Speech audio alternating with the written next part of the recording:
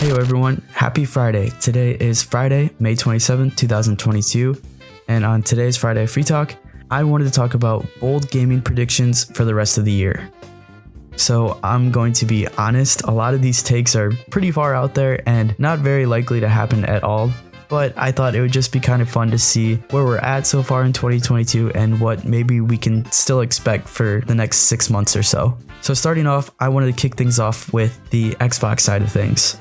I believe that Avowed will have its release date revealed. So the only thing we really know about this Avowed title is that it is being made by Obsidian and it is set in medieval times and has some sort of fantasy theme to it.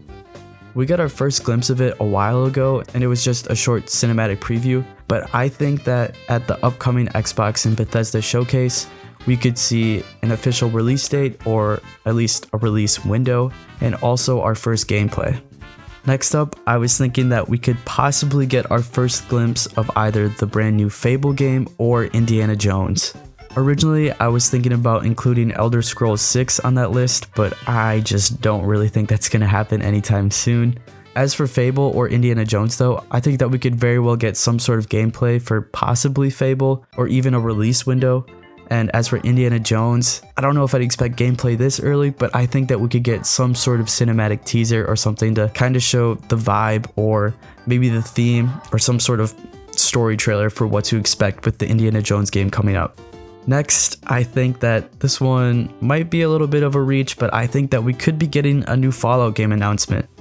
It's been a while since Fallout 76, and I know that Fallout is definitely one of Bethesda's more popular titles. And since that Fallout 76 wasn't really that popular among its release, I think that a brand new title could really energize that community and hopefully try to bring it back to the same level of prestige that it had within Fallout 4. And last but not least for Xbox, I think that Xbox will begin adding Activision titles to Game Pass. A few months ago, Microsoft announced that they were acquiring Activision Blizzard with a huge, just industry-shaking deal. I don't know if the purchase will be completely done by the time Modern Warfare 2 rolls around this October, but I still think it's pretty likely that we could see some Activision titles rolling onto Game Pass. Next up, I wanted to talk about PlayStation. So, kind of crazy, but I think that The Last of Us 2 remake will be released this year. I think it'll come out this holiday season. And the reason why I think that is because I think that God of War Ragnarok will be delayed into 2023.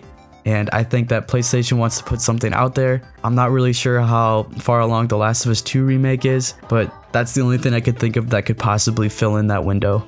Next, I think that PlayStation VR 2 will get delayed again. Not really sure how that is kind of progressing. I don't really follow along with PlayStation VR, but maybe something will happen in 2022, but I would not be surprised if it gets pushed into 2023. Next, I think that we will get our first glimpse of Spider-Man 2 gameplay or some sort of story trailer. The game is set to come out right now for 2023, but I would not be surprised at all if that gets delayed into 2024. And finally, for PlayStation, I think that Sony will try and purchase a huge third-party studio. As I mentioned earlier, Microsoft bought Activision, and I think that Sony is still trying to kind of compete with that. And the two studios I could think of that seem honestly kind of realistic would be either EA or Ubisoft. Next off, I want to talk about Nintendo. I think that this year Nintendo will release a new first-party IP title. So I know that Splatoon 3 is already slated to come out this summer, but we still don't know what's going to come out this fall. And I think some likely contenders are either a Pikmin 4, a new 3D Mario title, whether that be a Super Mario Odyssey 2 or just a brand new 3D title. We could possibly get a new 2D Mario platformer since the Switch doesn't have its own unique one, or maybe it could be a brand new Donkey Kong game or a new Yoshi's Island. Going on to ports, I think we're either going to get a Metroid Prime trilogy or we will get some form of the Zelda 3D ports that happened on the Wii U. So that would be either The Legend of Zelda Wind Waker or Twilight Princess. I think we'll either get Metroid or Zelda. I don't think it's going to be both. Going on to Nintendo Switch Online, I think that there's a solid chance that maybe some Game Boy games could be coming to the service. I don't think it's going to be GameCube because if it was going to be GameCube, I think that Nintendo would want to put on Metroid and/or Zelda.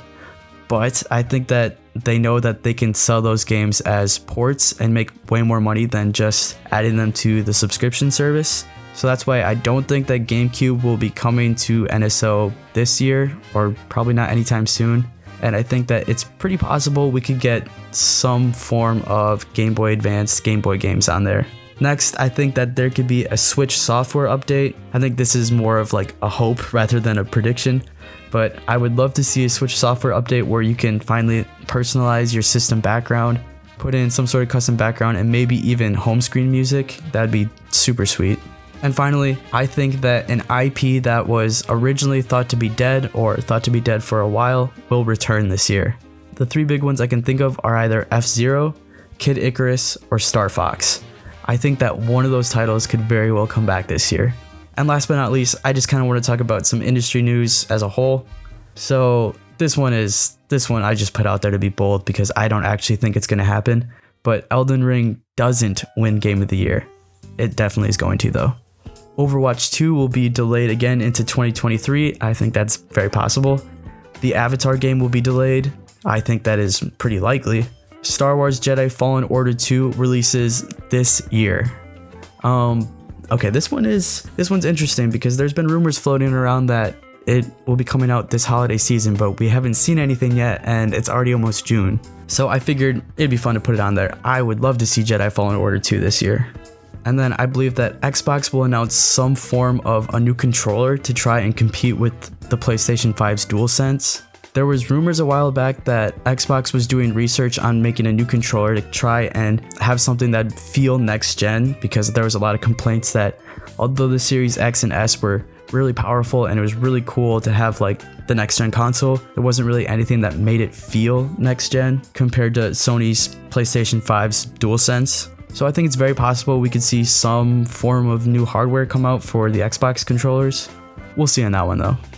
And finally, last but not least, I think that EA will either be sold or merged with another company. I could see it merging with Ubisoft, but if it were to be sold, I think the three biggest contenders that would be willing to purchase it would either be Disney, because I know that they have experience with them through their Star Wars licensing deals, Apple, because I know Apple would love to get into the gaming scene, and Amazon, who would also love to get into the gaming industry.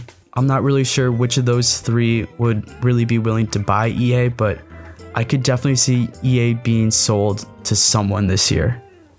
Those are my bold predictions for the rest of 2022. A lot of them are just a load of baloney, but I thought it would be fun to make a video like this. Let me know what you guys think of these predictions, if any of them you think are even somewhat realistic, or if all of them are just a load of hot trash, or if you have any bold predictions for the rest of 2022. Drop them below as a comment. I would love to see what you guys are predicting for the rest of the year. Thanks as always for watching, guys, and I will catch you on the next one.